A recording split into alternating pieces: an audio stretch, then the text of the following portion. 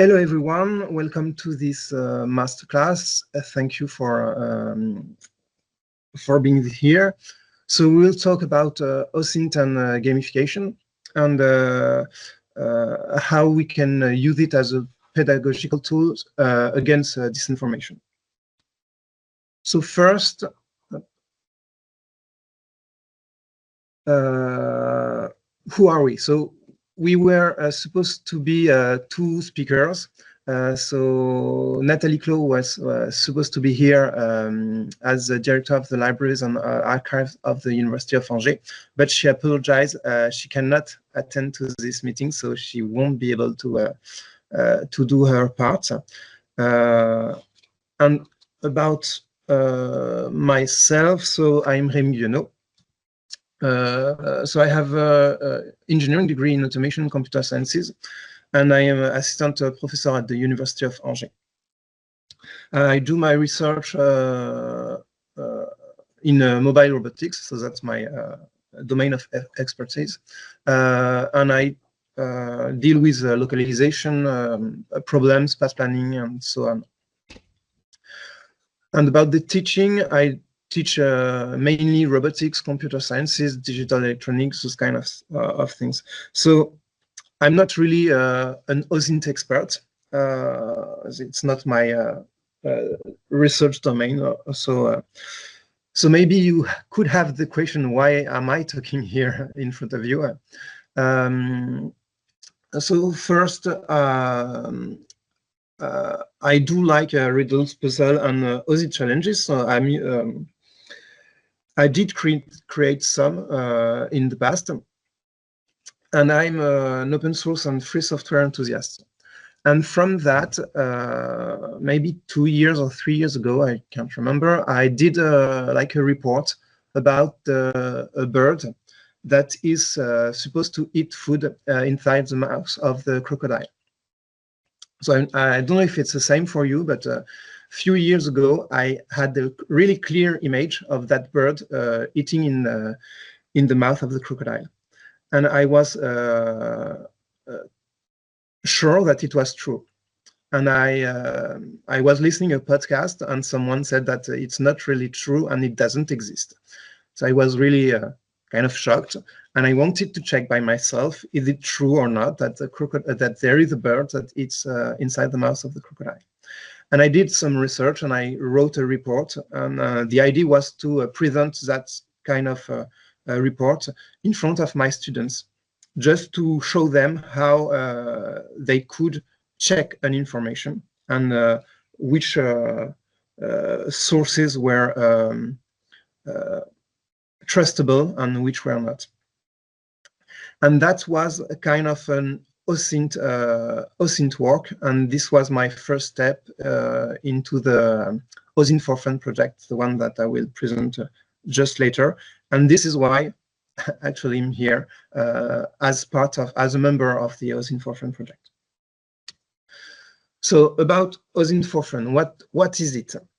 So it's a project with a lot of different people with different skills, and the main idea is to combat disinformation through an educational, interactive, and when it's possible, a fun approach.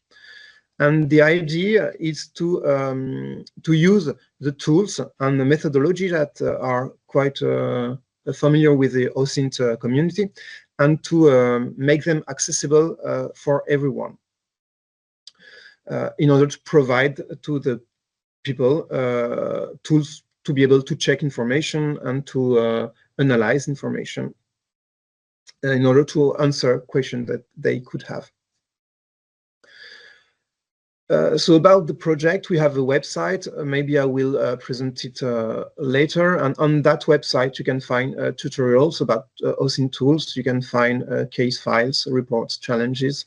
A few years ago, we did a vacation notebook with some riddle challenges and so on. And every year, sorry, we try to have an advent calendar. So in the month of December, each day we have challenges that everyone can answer until Christmas. And we try to do real-life events like conferences or, for example, this masterclass. In October 2024, we invited a journalist to talk about how to trust information and how to check that information is trustable or maybe bullshit information.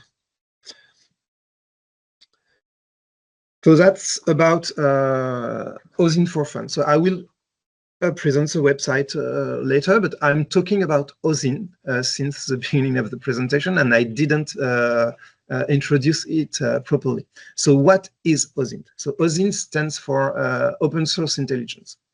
And it's the idea of how to get information. And once you have information, how to analyze this information and how to exploit this information in order to be able to answer a question. So like I said, okay, does it exist a bird that eats in the mouth of the crocodile? That's my question. How can I gather information about that? How can I sort the information in order to have only interesting one or trustfully ones? And once I have those information, what conclusion can I make about my original question? So that's OSINT, and so that's the process of OSINT community, and the idea is to do that on open source, open access information. So what is OSINT source? So it can be internet. That's maybe the more obvious one. So you have websites, blogs, social media, and so on, everything that you can access on the internet. You can also have traditional media like printed newspaper, radio, television, and so on. You can have public government data like reports, budgets, or so on. You can have professional and academic publication. Some of them are freely accessible for everyone. And every source that you can imagine that you can access directly without needing maybe a paywall or hacking something, or those kind of things.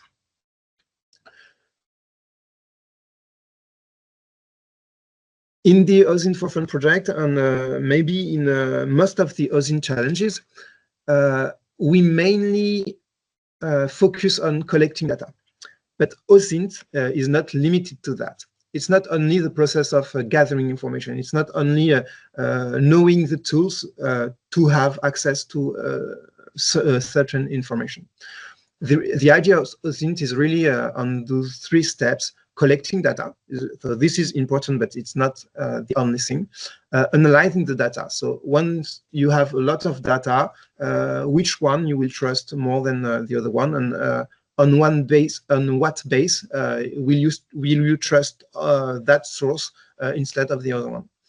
And once you have identified data that you can use, it's how to exploit them, how to exploit this data, how to answer your question according to this data. So that's the full OSINT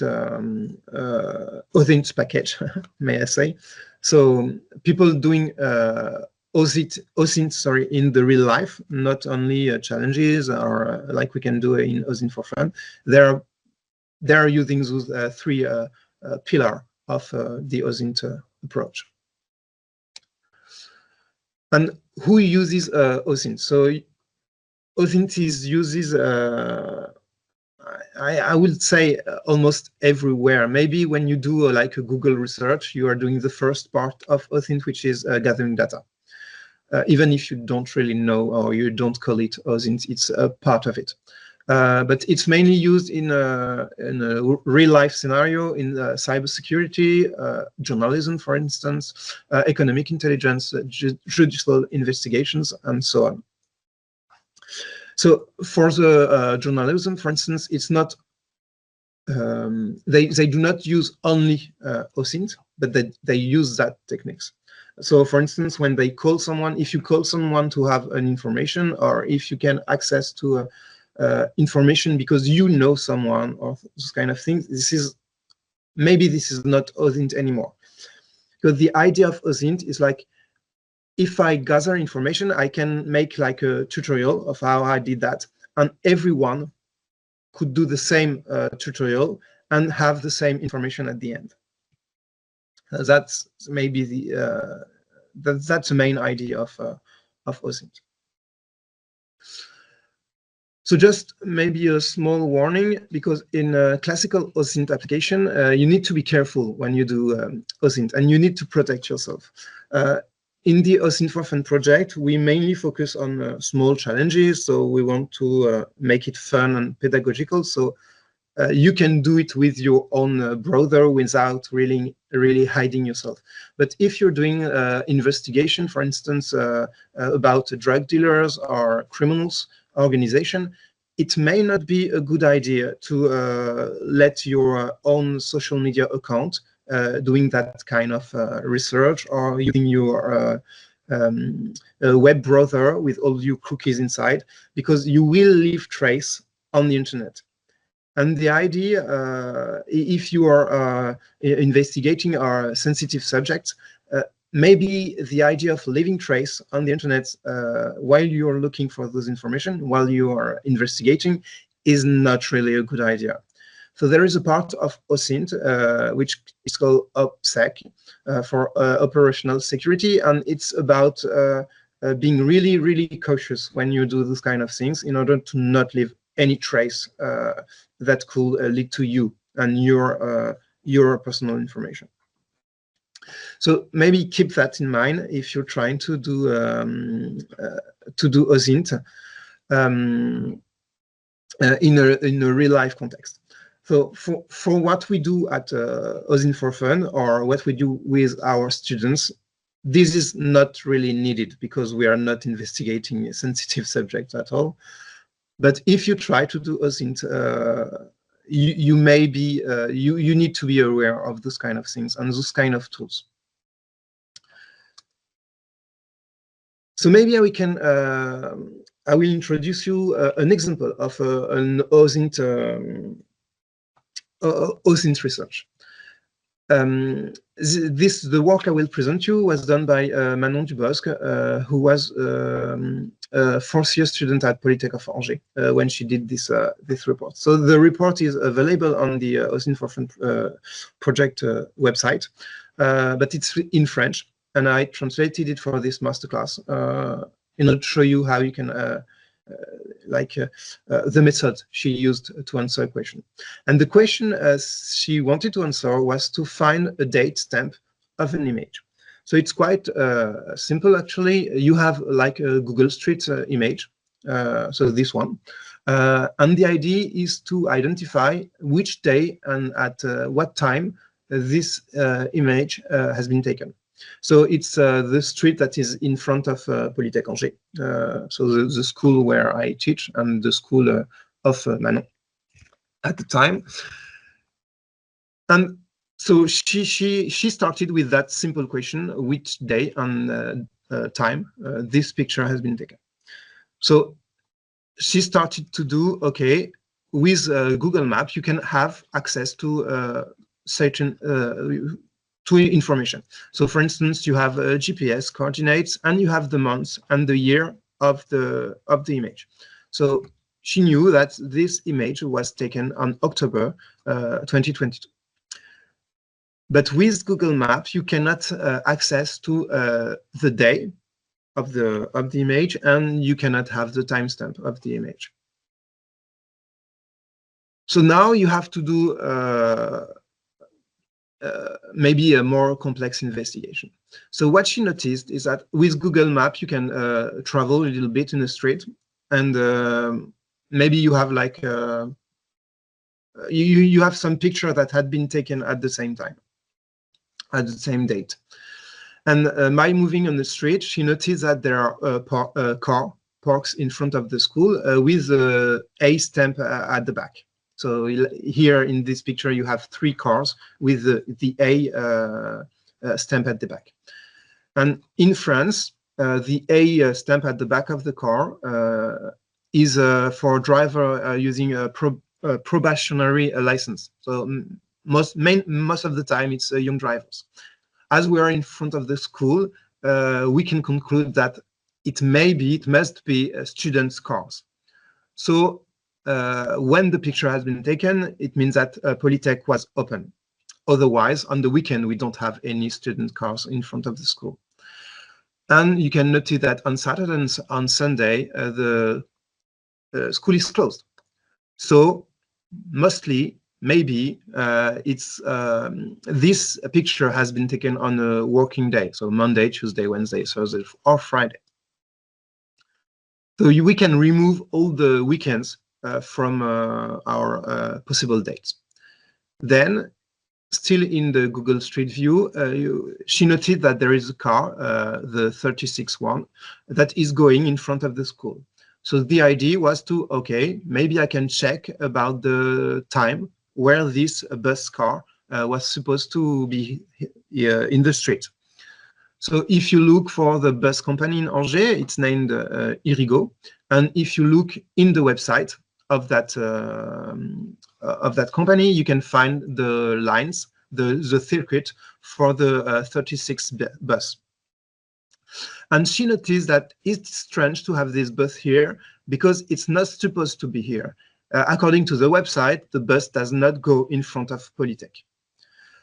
But when she did this research, it was in 2024, it was last year. And she said, okay, maybe it has changed because the picture has been taken in 2022 and she checked for the bus circuit in 2024. So maybe the circuit has changed. So what she used is a website called the Wayback Machine. And it's a website that records the internet, kind of. So if you want an older version of a website, maybe you can find it on the Wayback Machine. It froze some websites at a given date, and then you can access to this version of the website later. And she has the version of the Irigo website, so the bus company website, in 2022. And she noticed that the lines, the circuit didn't change between 2022 and 2024. So the bus were not supposed to be there. But she also noticed on that version of the website that there were a warning saying that, okay, there is a deviation from this bus due to roadworks. So some roads were closed because of the tramway installation. And I think there is also a gas network going under the street. Well, anyway, the bus couldn't use the proper circuit, so it had to do a deviation due to these works and these road closures. And as the roads were closed from the 6th to the 31st of October, we can assume that the picture of had been taken in this time interval. So now we can reduce the days from the 6th to the 31st on a weekday, not a weekend. So we can still reduce the date, the possible dates for the picture. Another thing that she noticed on the picture is that it's quite sunny. And the idea is to check the climate records on the month of October in 2022 in order to identify the days that were sunny. Because it's not raining on the picture, it's not really cloudy and so on. And doing that, she reduced the possibility to 7 dates. So it's better than what we can have with Google View, because it was for all the months of October. Now we have only 7 possible dates. Now, how to reduce that? She still noticed on the image, by moving a little bit around, that we had bin trash outside the school. And usually it's not there all the time. It's only there if it has just been picked up, or it will just be picked up. It will be picked up soon.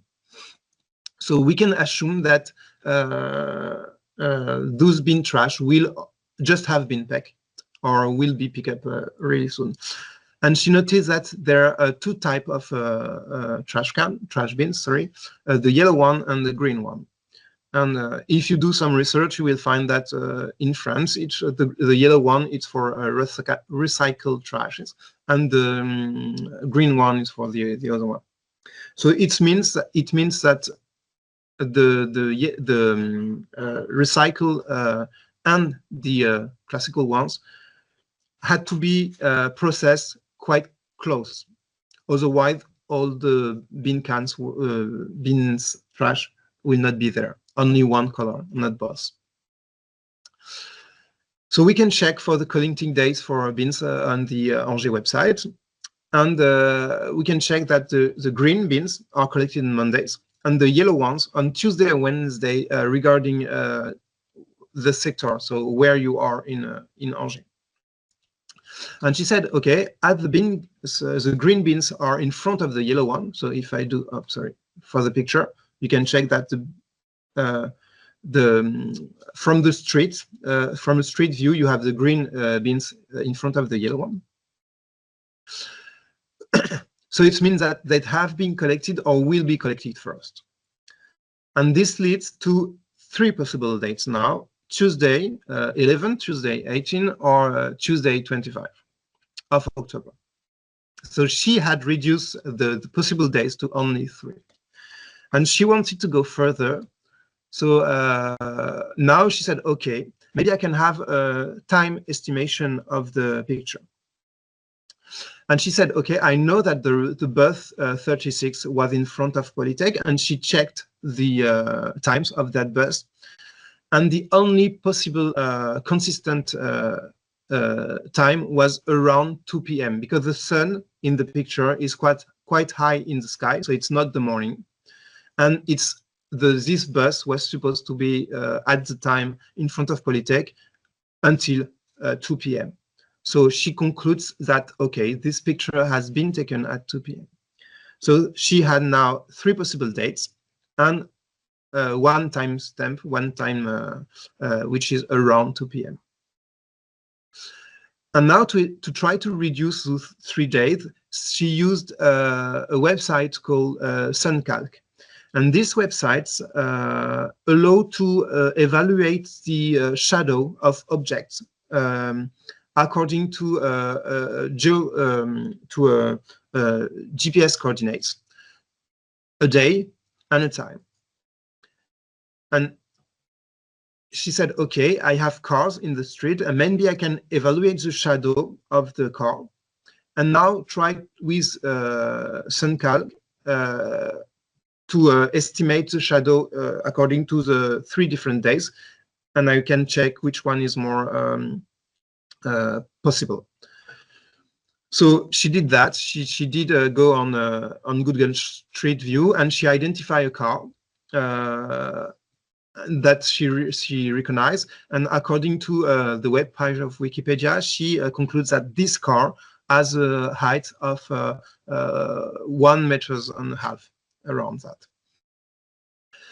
Then from the picture, using several points of view, she tries to estimate the width, of the shadow, and she concludes that it was around 2 meters. Now she used SunCalc in order to evaluate the shadows of an object that will be 1.5 meters. And she had for the 3 different days, and she had those results. So 246 for the 18, 271 for the 25, and 224 for the 11. As she measured 2 meters, she said that, okay, the Tuesday, 11th of October at 2 p.m., it's the most plausible timestamp for this picture. And what is really interesting with that work is that she doesn't have the solution. So she doesn't know if it was for sure taken on the 11th of October around 2 p.m. But from the information that she could gather, she said, okay, that's the most possible, that's most probable timestamp for this picture. And this is quite close to a real case of OSINT usage, because at the end you don't really have the solution. There is no solution. You cannot access that the truth, the ground truth of what you're looking for, but you can only have the more probable solution. And this is what she did. So this is an example of how you can use OSINT tools to answer questions. And the idea is that, okay, if I provide you all the links of the website I used, you can have the same access to, you can access all this information. She didn't use any hidden information. She didn't hack any computer, or I don't know. She used only information that are available on the internet, and she investigated on that picture. So this is a good example of using OSINT. So now, why we use OSINT and why we think it's a good framework for combat disinformation. So I said, like, allegedly, because we do not have studies that would say, okay, people that can do OSINT can think they're less subject to misinformation than the people that do not use OSINT. We do not have this kind of research work or results, but we think that it could help to combat disinformation. And why do we think that? Because we think that it promotes first a good practice on the internet. Mostly with OPSEC. So once you're interested in OSINT, you will encounter OPSEC approach, OPSEC's methods. So it's the how to not hide yourself, but how to be cautious on the internet when you do research. And this can help you to identify which information do you leave on the internet without knowing that. So it promotes good practice, not to have maybe your Facebook or, I don't know, Instagram picture available from everyone, and with information that could lead to where you live, where you work, and so on, and so on. So it leads, knowing OSINT and all the approaches of the OSINT community lead to a good practice of using internet. It also increases the knowledge of existing tool for gathering information. So in the example I show you, the student used SunCalc, for instance. She used the Wayback Machine. She uses Google Street View, and all those tools are freely available for everyone. But if you don't know if they exist or not, you cannot use them, obviously. So when you're doing OSINT challenges, you will maybe use some tools that you didn't know, and you will then know that they exist. And if you need them at a time, now you will be able to use them. We think that it encourages reflexes to check in information. So what we think is that by training yourself to check information, you will be maybe faster and faster for checking those information. You will build some reflexes to check on information, and that you could use them in your day-to-day life, and not only on challenges. Maybe if you're used to do OSINT challenges in your life, once you will have an information, you will have this reflex to check it as you did in the challenges. That's what we assume. And finally, it's quite easy to make it playful. It's quite easy to build OSINT challenges and to interest students doing them. So it's like they are working, they are learning stuff without really knowing it, with a playful approach. So this was my presentation. If you have any question, feel free to ask. Maybe, yeah, now it's good time to have maybe a question session. Okay, maybe thanks for the presentation. Unfortunately, my Microsoft Teams crashed at the beginning of the meeting. Okay. So I think I missed like the first 15 minutes or 20 minutes or so. But as I've seen, there will be a recording available, right? Yeah, I think so. If I didn't miss it, but yeah. Okay. I think so. Alain, you will confirm. I don't know. I think it's recording now. Yeah, so my Teams now shows that there some automatic recording has been started or something like this. Oh, okay. Okay, to be completely honest, I don't really use Teams. It was supposed to be my colleagues that was supposed to handle that. So I'm not really sure. Our experiences with Teams are also not the very best, but okay. Yeah, there seems to be some confirmation that the recording seems to be okay. Okay, cool. Thank you. Oh, you're welcome. Anyone else? Do you have any question? So if no one else has a question, maybe I have one. So yeah, what does the student say about this? I mean, this is often for lectures, for seminars, for tutorials, for stuff like this. How do the students think about this?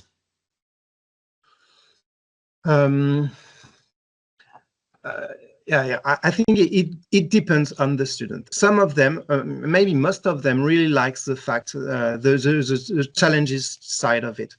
In our school, it's kind of mandatory to have this kind of OSINT approach. So there is a class where they have to do an OSINT report on the question. So the one I presented you with evaluating the timestamp of the picture has been mainly done by a student. And we have every student has to do this kind of report. So that's something they have to do. So we show them some tools that they can use to gather information, and they will let them try to find to have a report on a given question that they choose. So they have a question and they try to gather information in order to be able to answer their question. And we help them with maybe sorting those information and try to have a final report that is readable for everyone. So in order to make them showing their sources, how did they get this information? Is it a truthfully website, for instance, or is it a truthfully source of information? So this is with our first year students. And we also use those kind of challenges with maybe younger students. So first year and second year. And we have some challenges they can play with. So we had one where they had to identify the location of a picture. So every week, I think it was like we published one picture. And we said, okay, where is it from? Where this picture has been taken? And they had to use OSINT tool in order to locate this picture. And it has been made in a shape of a challenge. So we had a score, we have a ranking, and the students, they were closer to the real solution, and they were higher on the ranking. And I think they really liked the kind of competition stuff in order to be first, or at least better than their friends. And from which study programs are these students? It's an engineering school. Okay. Of Angers. And okay. So it might be also, it's like a key skills course, let's say, also for electrical engineering students or mechanical engineering students, or yeah, sure. Okay. Yeah, it's a general topics. Yeah, and I would guess that nowadays, I mean, if you ask a large language model that has some built-in image recognition function like ChatGPT 4.0, something. Here I have a picture so I remember that I've been at some science fair even a couple of years ago, and there was some computer, or there was some booth, and it was showing pictures from somewhere around the world, and you could guess from where it is, and the computer would guess, and often the computer was much better.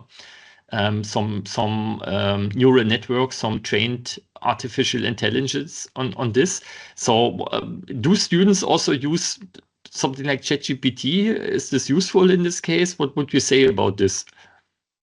I think from my point of view, it's like a tool, but you cannot really trust the outcome of the LLM, so the large language model, ChatGPT or so on. So the idea is maybe you can use it to have like an estimation of the position of the location of the image, but you will need some other tool just to confirm that the location is true or not. So I think it's not a good practice to only base your information from ChatGPT, Gemini, or Copilot, whatever. But you will need to have other tools to confirm that the location is correct. And yeah, I say, Alain, in the chat, in some cases, ChatGPT won't do. Yeah, won't sure. I provide any mean, results. I do a podcast together with a math professor, and he always tells asking ChatGPT for something is like throwing a dice, and if you throw a 1, the answer will be wrong, and in all other cases, the answer might be correct. So for sure, you can never trust this answer. But it could be a good starting point. Why not? Sure.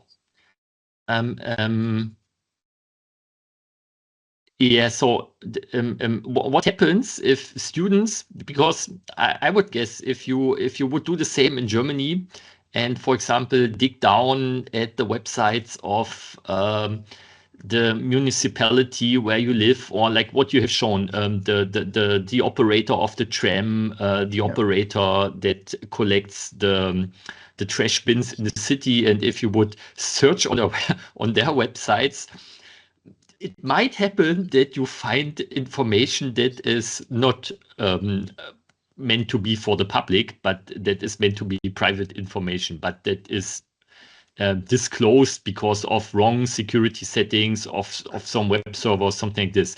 Did this also, it happens quite frequently, I would say, in Germany, that security researchers find out, oh, there's a whole lot of secret information that has been disclosed or that was revealed on some public website. Unwanted, of course. Did this also happen for your students, that they found information that was not meant to be public? And what did they do then? Not that I am aware of, no. Okay. No, I'm not sure that never happens for our students. Or maybe they didn't notice that they were not supposed to have this kind of information. Because if you can access this information using internet without doing anything shady, maybe they won't notice that they were not supposed to have this information, and they will say, oh, okay, they provide this information, why not? So no, I never encountered those kind of things. Okay. Thank you. I would give the chance for someone else to ask questions. I have one last one, or maybe kind of a story. But if anyone else has a question, feel free to ask. Well, we still have time, so yeah, we have time until 11, right? We have plenty of time. Yeah. Exactly. So maybe you can ask if you want. Yeah. So there was an interesting story. I mean, a bit related to the examples that you have given. That I don't know if you know about the history of Germany. We had some problem with terrorists in the 1970s and 80s and 90s, and some of these terrorists who for example, killed some politicians, were still living underground. And there was one story that some person said, yeah, I have met an older lady at some party and late at the night being drunk and so on. She told me she is one of these terrorists that everyone is still looking for. And so he then told this to some journalist, and the journalist made some investigation, and there was kind of a podcast about this. And yeah, they checked this story and they found out, oh no, this lady is not the terrorist that they are looking for. But during this investigation, they also talked to lots of people, and they talked to some Bellingcat journalists. I don't know if you know Bellingcat. This is also some international network. I will maybe search it in a moment, paste the link in the chat. Some international network of, let's say, journalists and also these open source intelligence experts that try to prove information. And so one of these Bellingcat journalists, they gave a picture, and he did a kind of reverse image search with this picture of this lady who was not the terrorist, and said, no, this is not the terrorist. If we compare it with older pictures of her that are known from the police, it isn't her. But here I have found on Facebook, I have found some actual pictures of some older lady that is training in some yoga studio in Berlin. And the PIM eyes was the tool that they used, and the PIM eyes said, this is her, this is the terrorist. And so then really, because of this stupid idea that some person said, yeah, I've met some older lady at the party who said she's a terrorist, and these investigations and so on, at the end they found the real terrorist because she was posting pictures of her being not really aware of that image recognition is that good from her yoga sessions on Facebook. And I think like 3 months ago or so, she was finally being arrested in, I think, or maybe in May. Yeah. And there's a very interesting podcast about this. And I remember this because I was in May in Angers, and there everyone, when I was walking to the IoT and back from my apartment, I was listening to this podcast. So yeah, very funny story with that these investigations. Maybe it will also somehow happen to your students. No, probably not. But that, yeah, this some kind of open source intelligence led to the arrest of a German terrorist. Okay. Yeah, but it's yeah, and I think it's quite important to know how easily we leave trace on the internet, and how many traces we leave each time we post something, or each time we do research on the internet, and we leave trace, we leave comments, we leave, and in some cases it's quite easy to go from one how to say that, one logging to a real person, and to identify information about that person. Actually, one work on 1 hour of 1 hour student was to check what information that he has on the internet, what information about himself he has on the internet. So he went from his LinkedIn resume. So it's a like professional website where you can leave your professional skills and so on in order to be hired. And he, from that that document that is publicly available for everyone, his question was, okay, what information can I find about myself publicly on the internet? And he was able to go from this resume to one of his logging that he used on a chess game online, and on his Facebook profile, and he could identify his brother, those kind of things. So nothing really fancy, but still he was quite cautious of his traces on the internet, and still he had some information publicly available, and that was a good report, and I think it's on the OSINT website also, this one, but still only in French. And what you said was quite interesting about German website, because when we use OSINT, we use tools that we know of. And for instance, the tools that are relevant for maybe French information won't be the same that are relevant for German information. So you will have like a dedicated website for your government data that are publicly available, or maybe there's some website, some search engines that will work better if you look for information in a specific country. So the idea of OSINT for Fun is to have like a collaborative work, and it's quite important to have people from other countries doing OSINT in their countries, because they will use tools that we are not aware of, or that will be more useful in those kind of cases. So does anyone else have any question about what I said? Or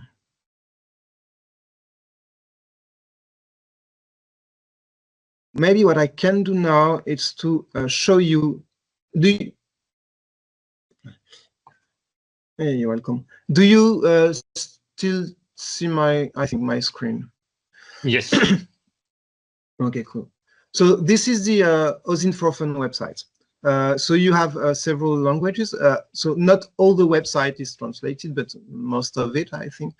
And you have some challenges, reports. So if I go to reports, you will have the one I presented you with the time of an image. So this is the one I used and I translated. You also have the one about the bird and the crocodile, so the one I started with to check, but it's in French. I think you could do the same in English, but I only I mainly used French sources. And what I wanted to show you is the challenges. So we have challenges, and the idea for those challenges is that it's a kind of collaborative. So if you want to create challenges, you could create one. We could help you to create one on the OSINT for Fun website. So for instance, we have one challenge that is scientific integrity.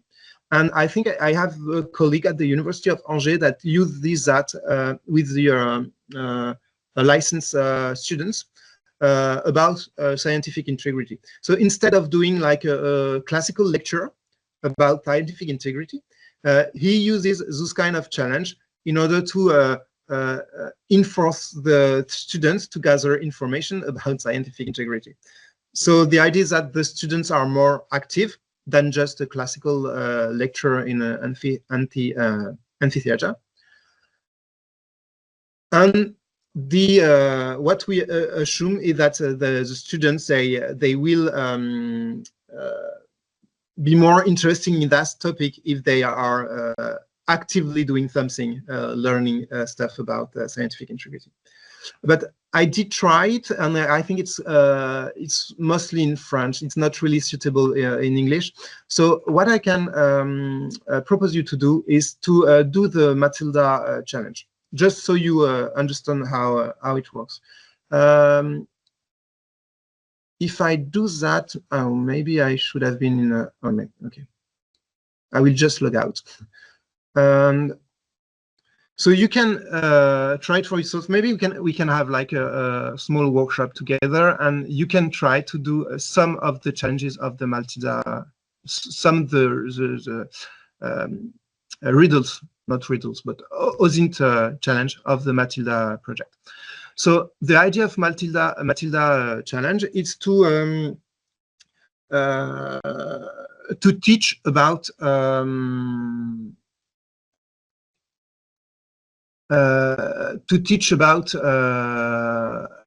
women in science.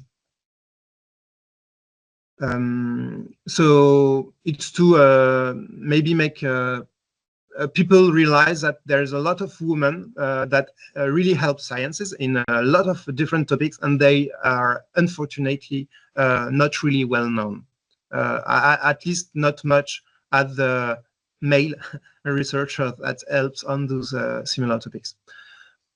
So this is the idea of the Matilda. So it's to learn more about women scientists. So this is how the challenges look like. So you have like introduction that explain how the challenges works and what is the context of the challenge. And then you have an answer to provide here. So first, you have to type go to in order to start. So in every challenges, this will be the same shape. So you have a picture, a text with a picture, and then you have a solution. So maybe this is a kind of, I would say, the limit of the OSINT approach. In this case, you have a solution. In OSINT, you may not have, most of the time, you don't really have a 100% a certain solution. You have like estimation. But for the challenges, the idea is you have a solution, and but still you can use OSINT tool to get access to this information. So the first one, you can do it without being logged, and to start the challenge, you just have to type go in order to start. This is just to show you how you can answer a question. Wait, it didn't. Why? Okay, I have to wait a little bit, I think. My internet connection is quite slow. I don't know why. Okay. And once you've started, in this challenge, you have all the questions available at the same time. It may not be the case for every challenges. For some challenges, you have to do it in a sequence.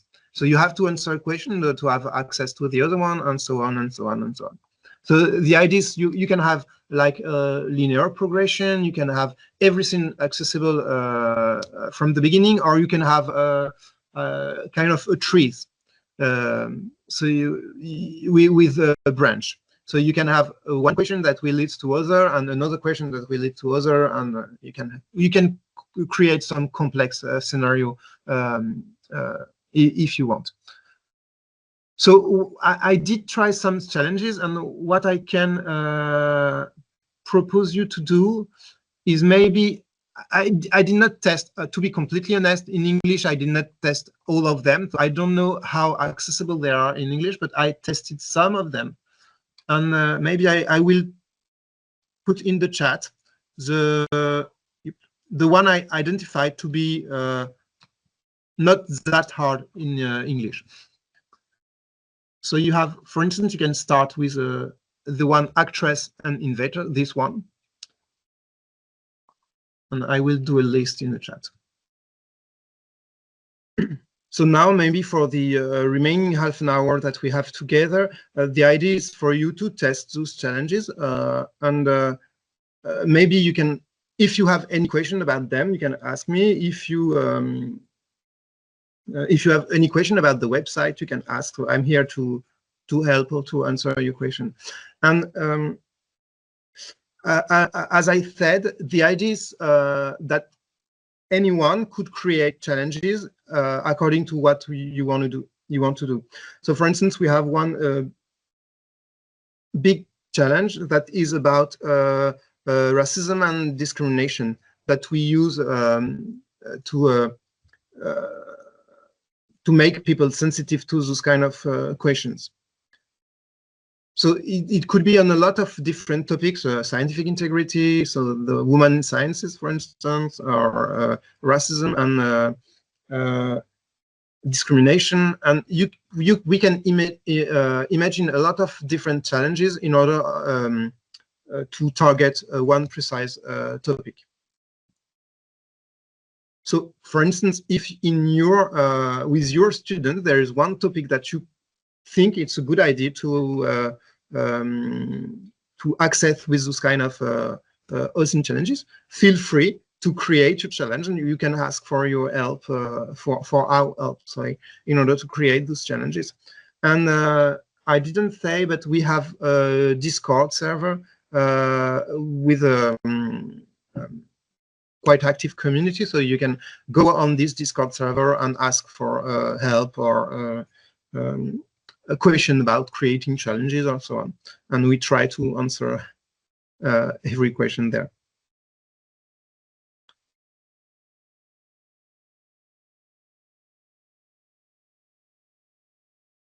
So you don't need to have a login account to do those challenges, but if you want your progression to be saved, you need to be registered.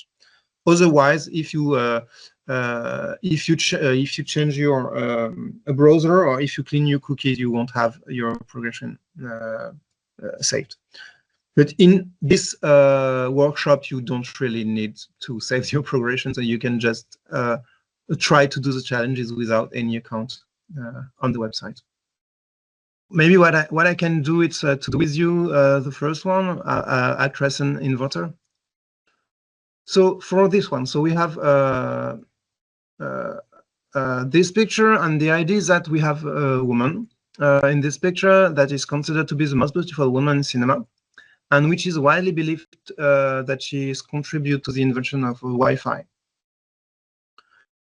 And it is said that, okay, she made a patent with someone else. And this is the name of the patent, so secret communication system. And inside this patent, there are some techniques that are applied into the Wi-Fi. In the patent, it said that there is a synchronization technique that was used for a musical work. And the idea is, what is the title of this musical work? So we have several things to identify before to be able to answer this question. So the first one is to identify who is this person. So there is a lot of techniques, different techniques to go there. Maybe if it's supposed to be the most beautiful woman in cinema, we can try to have a Google search for that. So if I try to search the most beautiful woman in cinema, I have some like top 50. I don't think that's quite interesting.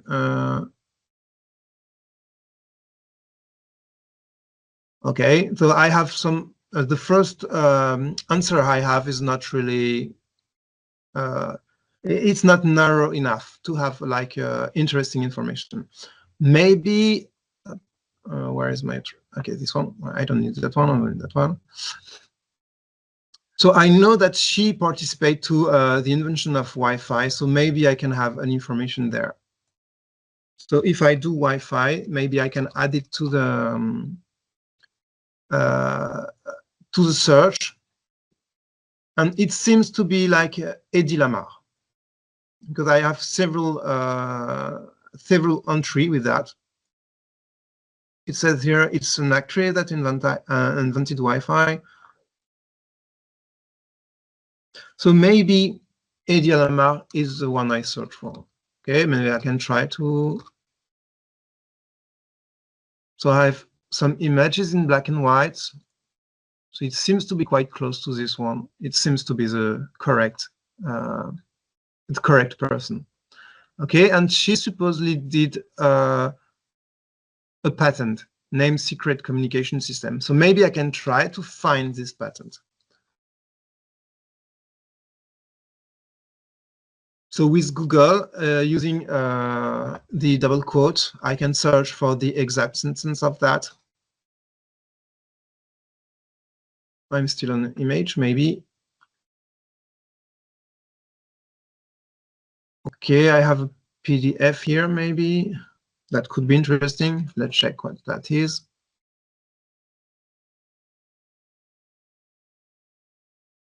It seems to be a scan of a patent. Okay, here I have patent. Is that the one I'm looking for? Maybe secret communication system seems to be that one. It's not the correct name, but why not? So it seems to be with someone named George Untail. So I can search about this one, George Untail.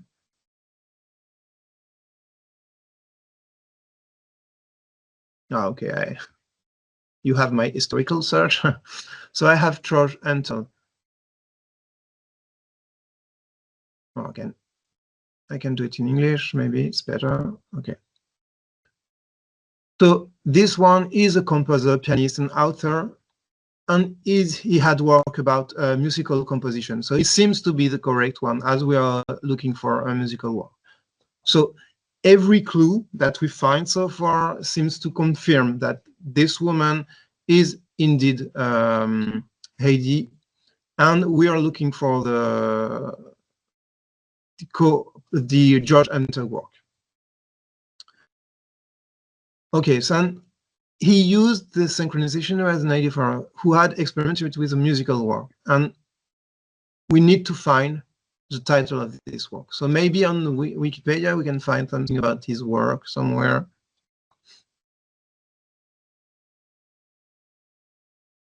If you look for the keyword with musical work, no.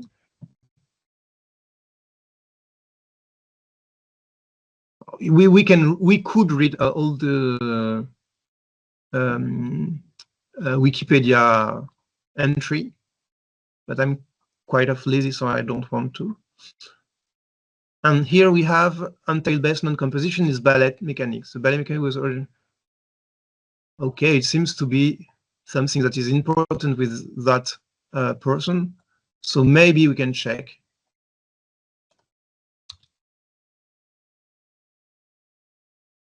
And here we have what the solution should look like. So we have maybe two words. The A seems to be the good solution. Yes, it was this one. So with some Google research, so it's quite, those challenges are quite simple. And with some Google research, we can find the expected answer.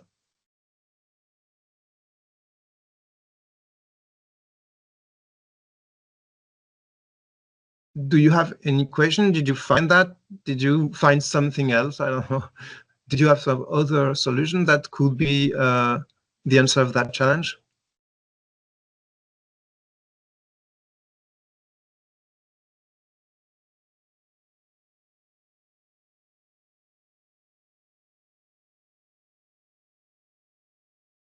And so the idea of this challenge is to learn about some scientific women that maybe that may not be as famous as she should be. Maybe you can try to do another one together. What did I say? Okay, Ada Lovelace. Maybe we can do this one. Ada Lovelace. So here we have a stop motion video, which is done by Vivienne Lalande. So it's in French because she had a French. She has a French channel on YouTube, and she said that in her video there is a French sentence, and the idea is to find what is just after the three dots here, in French or in English. So let's try to have this one. So first we need to find this video of Vivienne Lalande. So with the Google research, maybe we can have, if we search Vivienne Lalande directly on Google, and we look for a video, we have a lot of different video because she has a YouTube channel. So you can have a lot of video about her. Maybe we can be more precise. We need something with stop motion.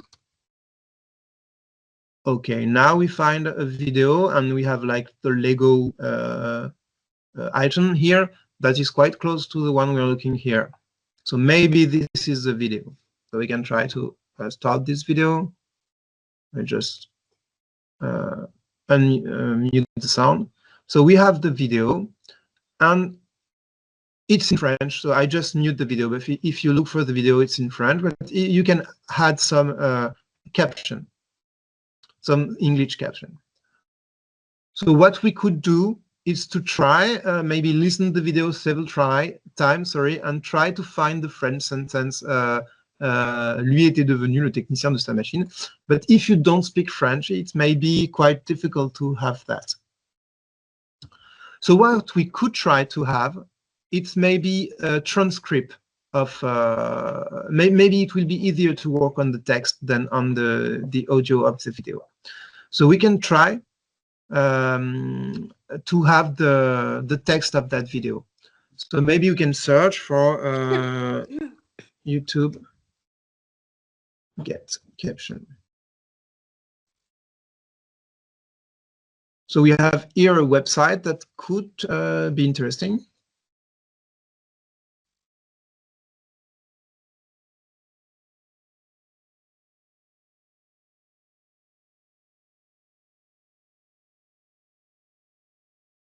Ah, okay. Maybe not then. I'm gonna try to find one. It's strange. I think I used the first one when I did my research.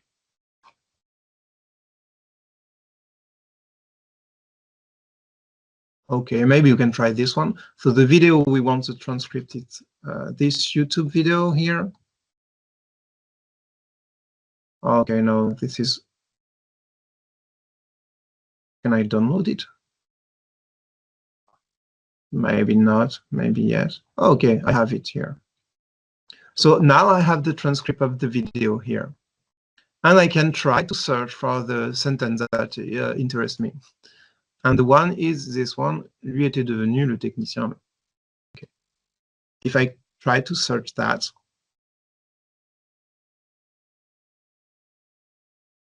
oh, sorry. I don't know if you heard that, but it started the video. So here now I have the lui était devenu le technicien de sa machine. And then I have the end of the sentence. And it means that he was a technician of the machine and she was the head of it. So maybe I can try this. I think, oh, okay, that's not the answer. Était devenu. Why? What did I do?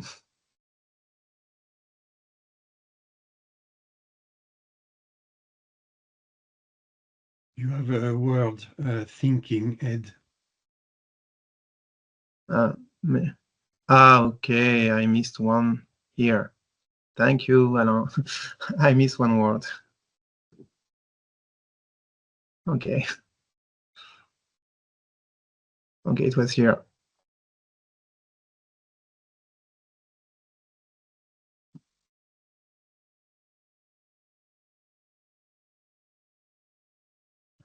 Okay, I didn't see. Merci Jean-François. Thanks so much, Jean-François.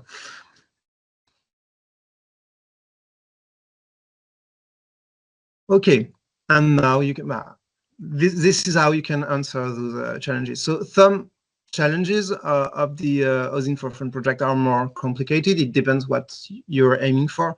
In this one, in Matilda, it's quite simple. I think all of them are quite simple. In the 8th challenge, for instance, some of them are more advanced. Okay. So I think we can wrap it up here. I don't know if you have any question. If you, maybe it's time to ask now.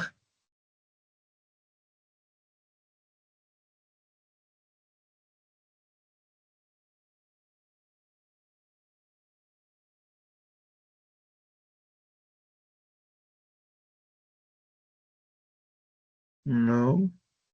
Okay. Okay, so I hope you enjoy that session. If you want to create challenges, if you want to use them, if you maybe if you want to help to have an English version of them or in your native language, anything would be great. We try to be as much collaborative as possible. And if you have some challenges idea and you want to use them in your with your own students, feel free to do that. Okay, I think that's all about me. Okay, I'm 10 minutes earlier, but I think it's okay. If you don't have any more question, maybe we can stop this session here. No last minute question, no one. Okay, so maybe we can end here. I will let Alain handling the recording stuff, and I don't really know how to do that on Teams. And well, thank you everyone for attending, and have a nice day.